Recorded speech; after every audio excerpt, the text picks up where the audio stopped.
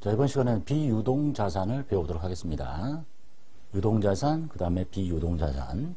이 비유동자산이란 장기적인 투자 수익을 얻을 목적, 투자 수익 또는 장기간 영업활동에 사용할 목적으로 갖고 있는 자산으로 크게 투자자산, 유형자산, 무형자산, 기타 비유동자산으로 네 가지로 분류합니다. 그 중에 첫 번째 이제 투자자산부터 배우도록 할게요.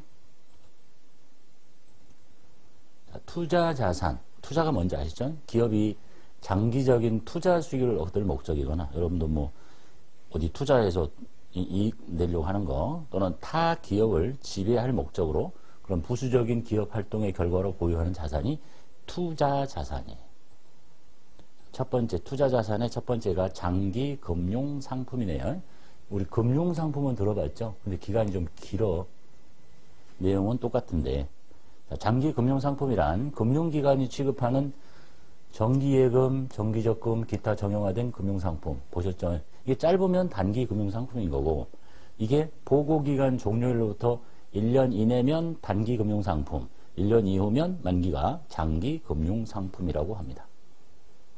자, 이런 금융상품 중에서 사용이 제한되어 있는 예금이 있다면 또 단기 금융상품에서 배웠었죠? 사용이 제한된 게 있다면 그걸 주석으로 좀 알려주세요.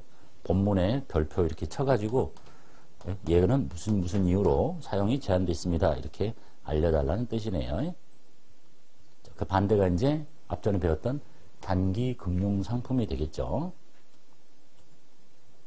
자, 첫 번째 장기성 예금 볼게요.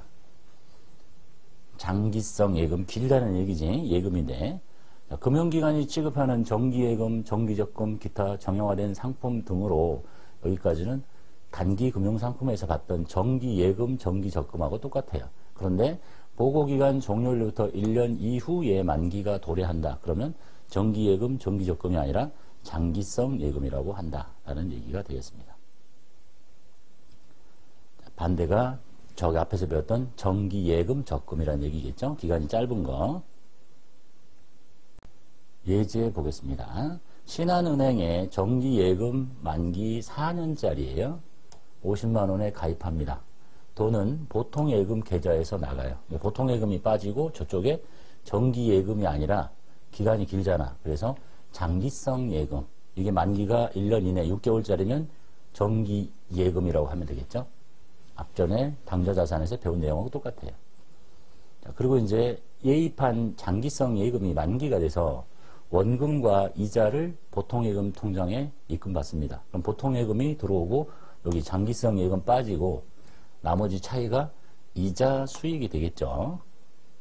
앞에서 봤던 정기예금 상황 똑같아요. 사례는 기간만 길면 장기성 예금이라고 한다는 것만 기억하시면 되겠습니다. 특정 현금과 예금 보겠습니다. 이름이 좀 특이한데 자, 장기 금융상품 중에서 사용이 제한되어 있는 예금이 있다면 이건 이제 실무에서 쓰는 이름은 아니에요. 기업회계 기준상 인정되지 않는 이름인데 종전에부터 썼던 실무상 쓰고 있는 이름이다라는 정도만 보시면 되겠어요. 그러니까 금융상품 중에서 사용이 제한되어 있으면 주석으로 알려달라고 했는데 그냥 이렇게 주석 달고 사용 제한됐습니다 하면 되는데 종전 관행상 이런 예금을 우리는 특정 현금과 예금이라는 명칭을 쓰기도 합니다. 실무상 그렇다는 거고 그래서 이는 실무관리상 쓰는 것이고 일반 기업 회계 기준에서는 인정하는 명칭은 아니다라는 얘기네요. 예제 보겠습니다. 서울은행과 3년간 당좌거래 계약을 체결합니다. 그리고 당좌거래 개설 보증금을 주고 그 다음에 당좌예금 계좌에 돈을 집어넣어요. 이때 쓰는 이 당좌거래 개설 보증금이 사용이 제한됐기 때문에 이거를 우리는 사용이 제한된 예금 명칭은 특정 현금과 예금이라고 한다라는 얘기네요. 그래서 이 당좌 개설 보증금은 실무상 명칭은 특정 현금과 예금, 당좌 예금에 돈 넣는 건 당좌 예금, 그리고 돈 나가는 건 똑같고 그렇게 해서 당좌 거래를 시작해서 수표 받고 이제 당좌 수표를 발행하면 예금에서 빠지는 거는 이미 배우셨잖아. 그래서 이제 이 당좌 거래가 종결이 되면 이제 원재료를 사왔네요. 그리고 당좌 수표를 발행하면 당연히 여기 당좌 예금 통장에서 이렇게 빠져나가겠죠. 원재료 사오고 당좌 예금의 감소. 이건 이미 배웠던 얘기. 그리고 나서 이제 당좌 거래가 종료가 돼서 당좌 예금 잔액 40만 원과 100 중에 60 갖다 썼으니까 나머지 40과 배설 보증금을 통장으로 받아요. 그럼 통장에 돈 들어오는데 이때 여기 특정 현금과 예금이라고 해놨던 거 사라지고 당좌 예금 잔액 40 남은 거 없어지고 거래가 종료된다라는 문제가 되겠습니다. 장기 투자증권 보겠습니다. 비유동자산으로 분류되는 만기 보유증권과 매도 가능증권을 합쳐서 장기 투자증권으로 보고할 수 있습니다. 표시할 수 있다. 우리 이제 앞전 시간에 단기 매매증권을 배우면서 만기 보유증권과 매도 가능증권은 장기 투자증권으로, 그리고 이것 중에서 보고기간 종료일로부터 1년 이내에 만기가 도래하거나 1년 이내에 팔 것 같으면 합쳐가지고 모르는 이름을 썼어요. 뜻은 이미 배우셨으니까 잠깐만 다시 볼게요. 만기 보유증권이란 만기가 확정된 채무증권, 주식이 아니고 상환 금액이 확정되었거나 확정 가능한 채무증권을 만기까지 끝까지 갖고 있겠다는 적극적인 의도와 능력이 있으면 쓰는 이름이 만기 보유증권. 그 다음에 매도 가능증권은 단기 매매증권도 아니고 만기 보유증권도 아닌 경우에 쓰는 이름이 매도 가능증권. 그래서 이 장기 투자증권의 반대가 뭐 있었어요? 단기 투자증권이라고 있었죠. 다 합쳐서 부르는 이름. 그러니까 여기 만기 보유증권과 매도 가능증권을 묶어서 장기 투자증권, 그것 중에 보고기간 종료로부터 1년 이내에 팔거나 1년 이내에 만기가 도래하면 단기 매매증권과 합쳐서 다 같이 부르는 이름이 단기 투자자산, 단기 투자증권, 뭐 명칭이 좀 비슷하긴 한데 단기 투자자산이라고 보고했다는 것을 설명을 드린 적이 있습니다. 장기 대여금 보겠습니다. 대여금 이미 배운 적 있죠? 남한테 돈 빌려줬을 때 똑같아요. 기간이 길게 빌려주면 장기, 그러니까 회수기한이 보고기간 종료로부터 1년 이후에 도래하는 대여금을 장기 대여금, 1년 이내에 도래하면 장기 대여금, 단기 대여금이라고 이미 배우신 적이 있습니다. 유동자산의 단기 대여금, 길면 투자자산의 장기 대여금. 예제 보겠습니다. 차용 증서 받고 차용 창제 상해에 현금 50만 원을 3년간 빌려줍니다. 돈이 나가겠죠. 3년이잖아. 그러니까 저기는 장기 대여금이 됩니다. 1년 이내면 여기가 단기 대여금이 되겠죠. 상황 똑같아요. 그래서 때가 돼서 이제 돈을 받아요. 장기 대여금 50과 이자 3만 원을 현금으로 받으면 저 장기 대여금이 이쪽으로 빠져나가고 돈을 좀 더 받죠. 그 벌어진 차이가 이자 수익이다. 기간이 짧으면 단기 대여금, 기간이 길면 장기 대여금이라고 하십니다. 내용은 똑같고 명칭만 앞머리만 바뀐다라고 보시면 되겠네요. 투자 부동산 보겠습니다. 투자를 목적으로 부동산을 가지고 있다. 토지, 건물. 시세 차익을 얻기 위해서 보유하고 있는 부동산을 우리는 개정 명칭상 투자 부동산이라고 합니다. 다만 다음의 목적으로 보유하는 부동산은 제외시키겠다. 부동산은 뭐 토지, 건물 이런 것들이겠죠. 자, 다음의 목적이 뭐냐? 재화를 생산하거나 용역을 제공하거나, 즉 물건 만들 때 용역을 서비스를 제공할 때 타인한테 빌려주거나 또는 자체적으로 쓰는 자산, 이거는 투자 부동산이 아니지. 투자 목적이 아니잖아. 얘는 유형자산으로 분류합니다. 유형자산 편에서 배울 겁니다. 그 다음에 정상적인 영업 과정에서 팔려고 갖고 있다, 부동산을. 팔려고 갖고 있는 자산은 재고자산이잖아. 그래서 얘는 재고자산으로 분류해야지 투자 부동산으로 분류하는 게 아니다 라는 얘기가 되겠네요. 예제 보겠습니다. 투자를 목적으로 상가를 취득합니다. 상가 취득했는데 당좌 수표를 발행했으니까 당좌 예금이 빠져나가는 걸 알겠죠. 저걸 뭐라고 해야 될 거냐? 상가를 샀는데 투자 목적이잖아. 부동산이지. 투자 부동산이라고 한다는 얘기예요. 자주 나오는 문제는 아니지만 이름은 알아놓으시면 좋겠죠. 그 다음에 투자를 목적으로 취득한 저 상가가 지금 2천만 원에 잡혀 있죠. 장부에. 이거를 2,500에 매각합니다. 돈은 현금으로 받았어요. 좀 비싸게 팔았죠. 여기 투자 부동산이 나가고 돈 받는데 더 많이 받았어. 그때 그 벌어진 차이, 이익 받잖아. 투자 자산 처분 이익이라고 합니다. 투자 자산을 내다 팔고 이익 받다. 투자 자산 처분 이익. 퇴직연금 운용자산 보겠습니다. 명칭이 좀 어렵네요. 자, 기업은 종업원의 퇴직 시 퇴직금을 지급하기 위해서 그것에 충당하고자 퇴직연금에 가입해야 됩니다. 퇴직연금이란 기업이 회사 밖에 금융기관에다가 일정 금액을 적립하고 근로자는 퇴직한 뒤에 그걸 연금으로 받거나 일시금으로 수령하는 제도로서 퇴직금의 사회 적립을 통해서, 그러니까 회사 안에 놓지 말고 회사 밖에다가 적립을 해서 근로자의 퇴직금 지급 재원을 안전하게 보장하는 제도다라는 얘기네. 다 좋은 말이죠. 스토리를 잠깐 설명하면 이런 거예요. 뭐 대기업이야 그렇지 않겠지만 보통 뭐 중소기업 다니면 1년 일을 하면 한 달치 급여가 이렇게 이제 퇴직금이라고 해서 회사는 퇴직급여라고 이렇게 분개를 해요. 뭐 예를 들어서 100만 원. 그리고 잘 몰라도 됩니다. 뭐 퇴직급여 충당부채 이렇게 설정을 해요. 옛날에는 퇴직급여 충당금. 자, 스토리니까 시험 문제는 아주 단순한데 내용을 좀 알면 좋을 것 같아서 설명하는 겁니다. 자, 회사는 일단 퇴직급여라는 비용으로 처리를 했습니다. 그렇죠? 돈은 나가지 않았지. 예? 부채를 설정해놨단 말이야. 그래서 계속 비용으로 처리해서 해요. 그럼 이제 직원이 많으면 퇴직금이 엄청 많겠죠. 회사는 다 비용 처리했어요. 그리고 비용으로 처리한 만큼 법인세가 줄어들어요. 그냥 비용 처리했으니까. 불법은 아니잖아. 근데 회사가 상태가 안 좋아져서 망해버렸어요. 그래서 그럼 이 퇴직급여라고 이렇게 비용을 처리해놨으면 이 돈을 네가 안 갖다 쓸 수 있는, 못 갖다 쓰는 어디다 놔둬야 되는데 그걸 놔두겠냐? 회사가 어려우니까 있는 돈 다 써버렸다 해서 망해버렸어요. 그러니까 이제 나라 입장에서는 비용 처리 다 해주고 법인세는 못 걷었는데 직원들은 또 회사 망해서 퇴직금을 못 받아. 이것을 인정을 하면 안 되겠네. 예? 근데 이게 세법상 인정을 안 하려니까 또 회계학을 하고 안 맞잖아. 그래서 이제 안 되겠는데 얘들은 좀 강제적으로 뭔가에 바깥에다가 좀 돈을 묶어놓게 해야 되겠다 해서 처음 출발한 게 뭐냐면 단체 퇴직보험이라는 거였어요. 몰라도 돼요. 단체 퇴직보험에 가입해 주세요. 그러면 저것을 비용 처리한 것을 일부분 인정할게요. 근데 이게 단체 퇴직보험의 수급권이 또 누구한테 있냐면 회사한테 있어. 어려우니까 다 갖다 써버려. 안 되겠는데? 그래서 바뀐 게 퇴직보험이에요.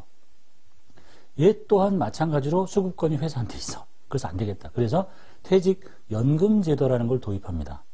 그래서 퇴직연금에 가입하면 아까처럼 퇴직급여라고 처리한 이 금액에 최초에 아주 오래전에는 한 40% 정도만 비용으로 인정, 60% 인정 안 하는데 이제 점점 늘어서 100% 다 인정해줘요. 그러니까 비용 처리 받고 싶으면 이제 퇴직연금에 들어야 돼. 이 스토리가 그런 거예요. 이해되셨죠? 자, 그래서 이 말이 뭐냐면 퇴직금을 회사 바깥에다 놔둬서 근로자의 퇴직금 지급 재원을 안전하게 보장해 보고 싶다는 얘기야. 회사 네가 갖고 있지 말고. 이해됐죠? 그게 이제 마지막으로 나온 게 퇴직연금이라는 얘기예요. 이해되셨죠? 자, 근데 이제 종류가 기업이 확정기여형을 설정하는 경우도 있고 확정급여형을 설정하는 경우도 있는데 종류는 두 가지래. 예? 그래서 확정기여형을 설정하면 회사가 당해년도에 회사가 납부해야 될 기여금을 퇴직급여로 인식하고 이렇게 곧바로 회사가 확정기여형, 요것만 기억하시면 돼. 이제 확정기여형이면 돈 낸 거를 그냥 퇴직급여로 하시면 돼. 시험은 요것만 암기하시면 돼요. 그리고 만약에 회사가 확정급여형을 선택하면 회사의 연금부담금은 그때 나오는 이름이 퇴직연금 운용자산인 거예요. 자, 다른 스토리는 그냥 이해를 돕기 위해서 한 거고 시험과 관련해서는 자, 퇴직연금에 가입해서 회사가 돈을 냈다. 결국은 돈이 현금이 나갈 거 아니냐. 근데 그것이 뭐냐? 확정기여형이면 뭐로 처리한다? 퇴직급여로 하시고 확정급여형이면 퇴직연금 운용자산으로 하라가 최종 결론이라고 보시면 돼요. 됐죠? 스토리는 그렇고. 자, 그 다음에 이제 퇴직연금 운용자산은 우리가 지금 알고 싶은 거는 퇴직급여는 그냥 비용이니까 더 이상 공부할 게 없어요. 퇴직연금 운용자산은 퇴직급여와 관련된 부채가 있을 텐데 그게 이제 퇴직급여 충당부채라는 게 있고 좀 더 깊이 보면 퇴직연금 미지급금이라는 것도 있어요. 몰라도 돼. 그것에서 차감하는 형태, 요거만 들어놓으시면 돼. 퇴직급여 충당부채는 또 배우실 거니까. 거기서 얘가 지금 명칭은 자산인데 자산으로 놓지 말고 그거와 관련된 부채에서 차감하는 형태로 보고해라 라는 것까지만 봐두시면 되겠습니다. 자, 그리고 퇴직연금 운용자산이 만약에 퇴직급여 충당부채보다 또는 퇴직연금 미지급보다 더 많아. 그러니까 퇴직급여 충당 부채에서 빼야 되는데 얘보다 얘가 더 커. 그럼 이게 마이너스 날 거 아니냐. 그러면 이쪽에다 적어라까지만 객관식을 대비해서 봐두시면 되겠습니다. 자, 정리할게요. 확정급여형을 선택하면, 아니, 확정기여형을 선택하면, 이렇게 나오면 딱 좋겠는데, 확정급여형이면 퇴직급여는 외우기 쉽잖아. 근데 그게 아니야.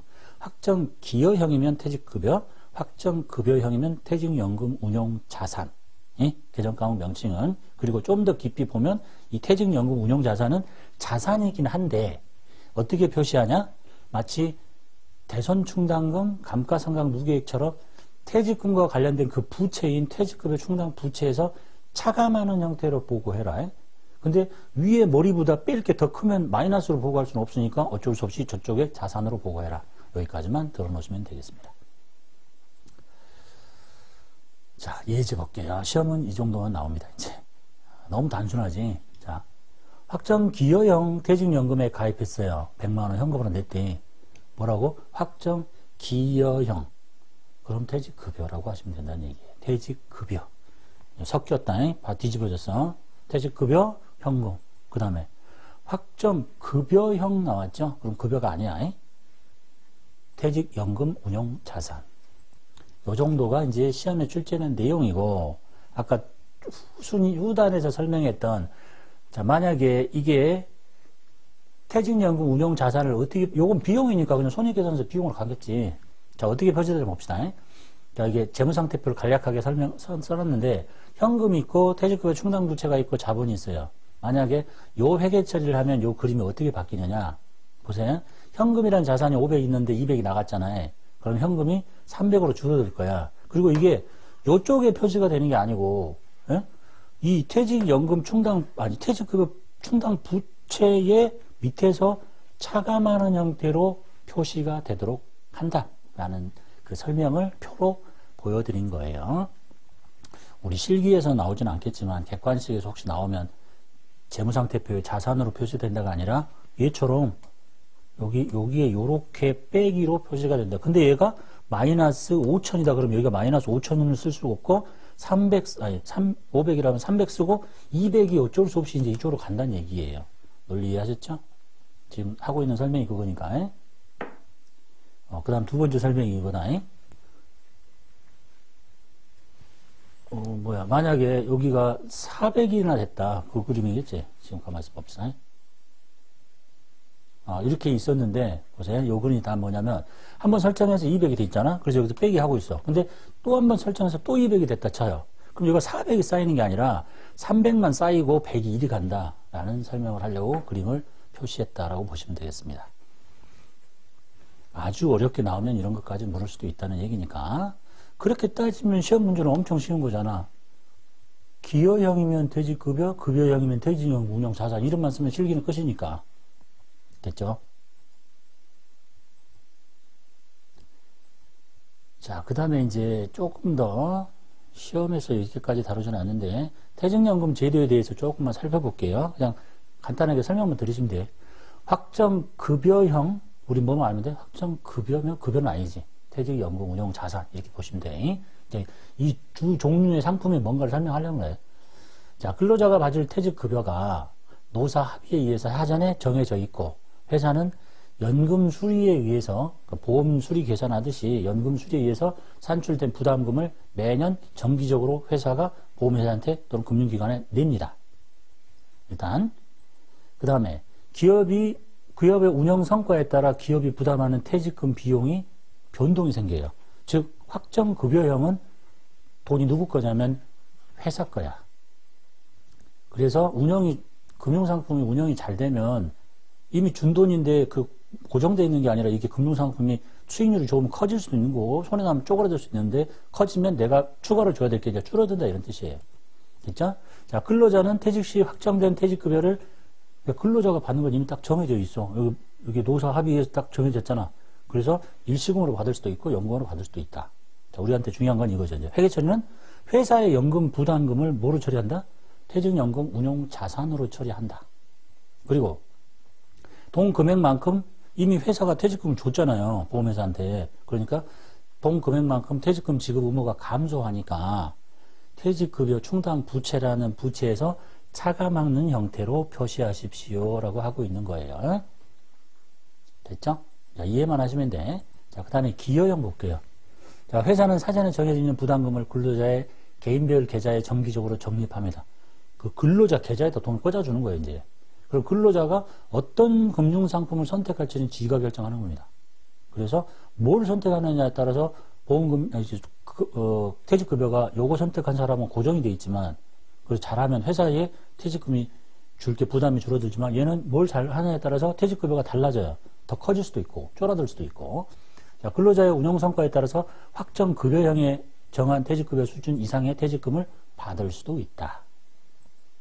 자, 근로자는 퇴직 시 똑같아요. 일시금으로 한꺼번에 다 받건 연금의 형태로 받을 수도 있다. 자, 우리한테 중요한 건 회계 처리지. 자, 회사는 연금 부담금을 보험회사 등에 낼 때 그냥 곧바로 비용 처리해요. 더 이상 회계 처리가 생기지 않아. 얘는 더 이상 자세한 얘기는 없지만 더 윗글수 올라가면 배울 건데, 이제 나중에 퇴사를 일어나면 어떻게 회계 처리가 일어나야 되겠죠. 그 연금 운용자산을 갖다가 쓰는 거니까. 뒤에 더 나올 거예요. 그리고 얘는 퇴직급여를 처리하면 끝이야. 그럼 퇴사가 일어나면 회계 처리가 아무것도 없는 거예요. 그럼 여러분 같으면 뭘 쓰겠냐? 보통 회사들은 다 이쪽 걸 합니다. 귀찮아, 이게. 예? 그래서, 내용은 굉장히 길지만 실기에서 나올 수 있는 얘기는 확정 급여형이면 급여가 아니야. 퇴직연금 운용자산. 확정 기여형이면 퇴직급여. 요것만 암기하시면 문제 푸는 데는 별 지장이 없겠다라는 얘기입니다. 투자자산에 출제된 기출문제 살펴보도록 하겠습니다. 회사는 3002번 세연상사 일반전표 입력. 1번 당좌거래 개설 보증금 500만원을 현금으로 입금해서 우리은행과 당좌거래 3년 계약을 맺습니다. 그 다음에 당좌 개설 수수료도 현금으로 나갑니다. 이제 당좌 개설 보증금은 이제 우리가 특정 현금과 예금이라고 합니다. 이제 돈은 나가고 차변에 사용이 제한됐으니까 특정 현금과 예금이라는 이름을 쓰고, 이것도 원칙적으로는 생겼다가 언젠가 없어질 텐데 우리은행 걸 수도 있겠지만 자격시험에서는 걸지 않으니까 놔두고, 혹시 시험에서 나오시면 걸어도 되겠고, 그 다음에 당좌 개설 수수료는 차변에 수수료 비용 처리하시면 되겠네요. 합쳐서 모두 다 현금으로 나왔네요. 대변에 현금 5,200,000원. 두 번째, 진위 상사로부터 장기 투자 목적으로 토지를 취득했으니까 토지라고 하시면 안 돼. 투자 부동산이라고 해야 됩니다. 600만 원을 당좌 수표를 발행해서 줍니다. 그 나머지 100만 원은 30일 후에 줍니다. 그럼 결국은 700만 원짜리란 얘기네요. 그리고 이전 등기하기 위해서 취득세가 현금으로 나갑니다. 그럼 결국은 투자 목적인 이 토지 투자 부동산의 가격은 600에 700에 원가에다 더해야 되겠죠. 715만 원이 투자 부동산이 되겠네요. 이름은 투자 부동산, 토지가 아니라 영업활동에 사용해야 토지고, 취득세는 원가에 더했고, 그래서 이제 결제수단만 하나씩 쪼개서 주면 되겠죠. 당좌 수표를 600 줬으니까 당좌 예금의 감소 600만 원. 당좌 예금 600. 그 다음에 100만 원은 30일 후에, 상거래 아니죠. 미지급금이라고 합니다. 이제 부채편에서 배우실 거예요. 상거래 아닐 때 쓰는 받은 거는 미수금, 줘야 될 거는 미지급금이라고 합니다. 회계 2급을 하셨으면 아실 거고, 모르셨어도 부채 쪽에 가서 다 배울 거예요. 그 다음에 미지급금도 거래처를 걸어야 되겠죠, 당연히. 나중에 갚을 때 사라질 거니까 미지급금, 진상사, 금액은 100만 원. 그리고 취득세는 현금 줬대죠. 현금으로 15만 원 처리하시면 되겠네요.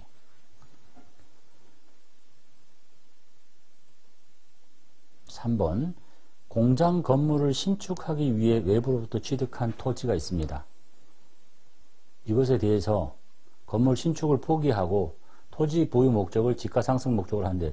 그러니까 처음에는 공장 건물을 지으려고 샀기 때문에 여기를 차변에 토지라고 이렇게 해놨을 텐데, 이것의 보유 목적이 이제 집가 상승 목적으로 투자를 바꾸겠대. 그럼 요걸 이제 이렇게 빼내야 되겠죠, 이렇게. 그래서 대변으로 토지를 빼고, 토지 5천만 원짜리를 빼고 뭐로 바꿔야 되겠어요? 투자 부동산으로 바꿔놔라 이런 얘기가 되겠네요. 투자 부동산 500만원, 5천만원.